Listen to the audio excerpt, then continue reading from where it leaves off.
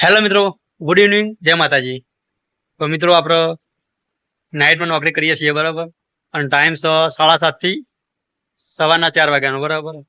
અને આપણે 4 વાગે ઘરે આવતા નહીં, કેમ કે મારા પપ્પા પણ મારી સાથે અહીંયા કંપનીની સિક્યુરિટી ગાર્ડમાં આવે, બરાબર.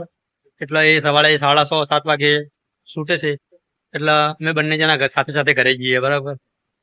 બીજું અને કે અત્યારે નવરાત્રી ચાલે હ, પણ તમે માનશો એક દિવસ પણ આપણે નવરાત્રીના ગરબા જોવા ગયા નહીં.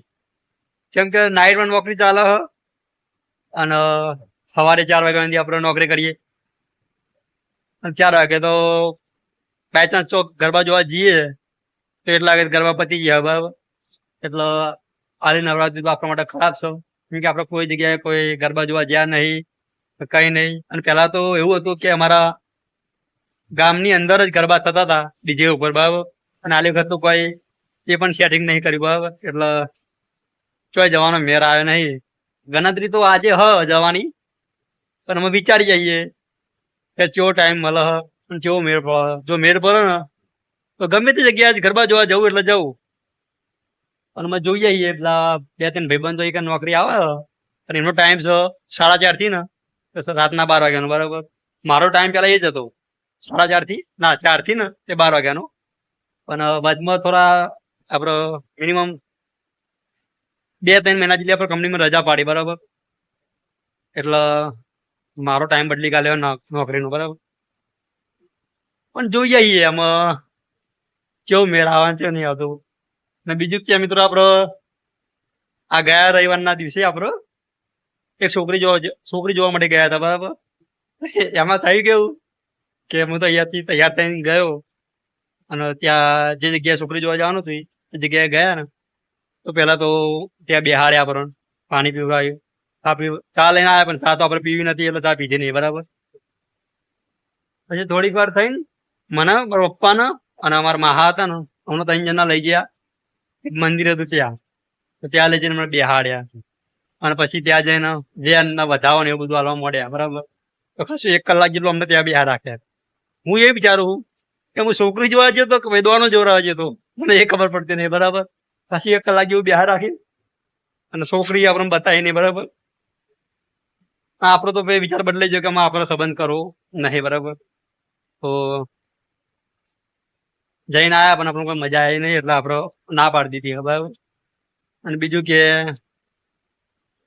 નાઇટમાં નોકરી કરીએ છીએ ને પણ ગમતું નહીં. કેમ કે એનું કારણ છે કે આપણે સાંજે 7 વાગે નોકરી આવીએ, 7-7:30 નોકરી આવીએ, બરાબર. અને સવારે 4 વાગ્યા નોકરી કરીએ છીએ.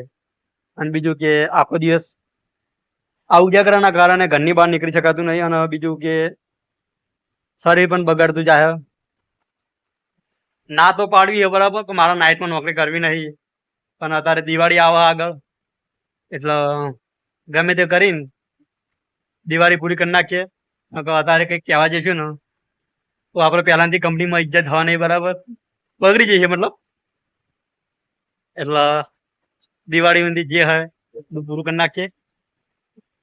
અને ખોટું કે બીજું આપણે બોનસ કાપી નાખો અને કહેવાય છે કે વર્ષના 365 દાડા ભરેલા હોય તો તમને પગાર આખું મળે, પણ આપણે તો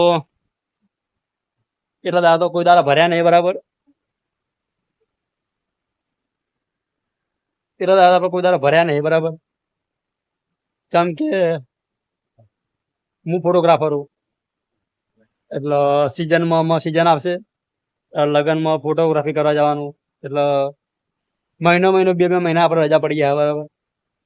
એટલે આપણે એટલા દાડા પૂરા થયા નહીં. એમાં જોઈએ આ દિવાળી પર કેટલી બોનસ આવે એટલે નહીં આવતી, બરાબર. તો કંઈક કરીએ દિવાળી સુધી આખું પાછું કરીએ, પછી ટાઈમ બદલાઈ નાખવો આપણો, 4 થી 12 ટાઈમ કરી નાખવો. અને આમાં આપણો ટૂંક સમયની અંદર આપણે ફરીથી આપણે નવા અંદાજમાં કોમેડી વિડીયો ચાલુ કરવાના છે, બરાબર. તો મિત્રો સપોર્ટ કરતા રહેજો અને અમારી ચેનલને જેટલું બને એટલું શેર કરતા રહેજો. હજુ ચેનલ તો બનાવી નહીં, બરાબર, એ તો બનાવીશું એટલે તમને લોકોને શેર કરીશું, પણ અત્યારે કશું બનાવ્યું નહીં.